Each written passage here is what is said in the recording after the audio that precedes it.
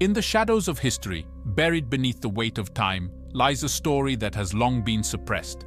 Today, we are willing to uncover the painful truths of hidden Black history in the United States.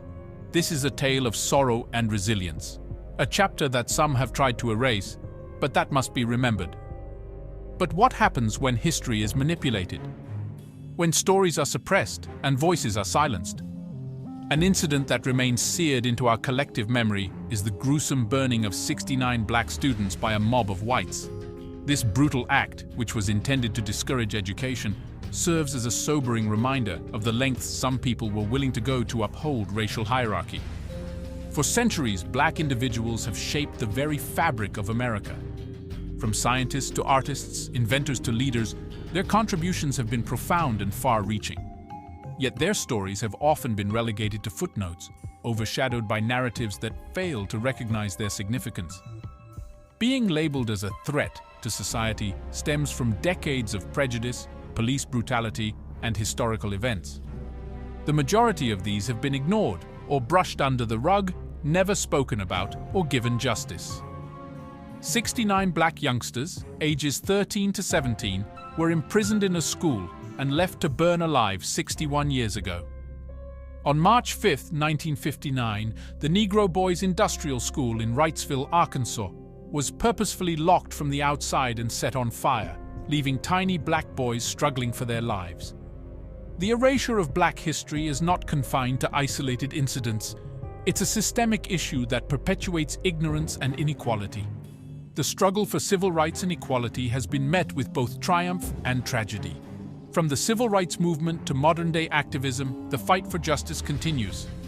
The extremely bad living conditions had a direct impact on the reform school for African American young men who were orphaned, homeless, or accused of minor offenses.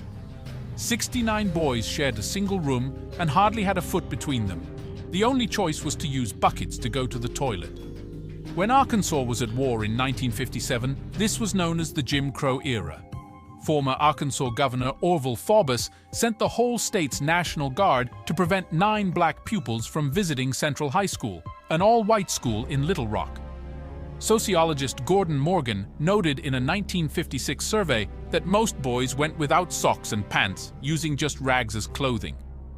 Not to mention that they were supposed to bathe in 30 liters of water. Authorities were reportedly said to have entered the crime site the next morning and discovered people piled on top of one another, deceased. Only 48 people escaped what America claims was an accident. One survivor of the fire sought attention 59 years later, telling the truth of what transpired that night. According to Frank Lawrence in an article for Arkansas Channel 7 KATV, everyone wants to believe it was an accident to avoid further embarrassment for the state of Arkansas or Orville Faubus. Even though tampering with the crime scene was against the law, officers allegedly entered the site with hoses, rakes, and shovels.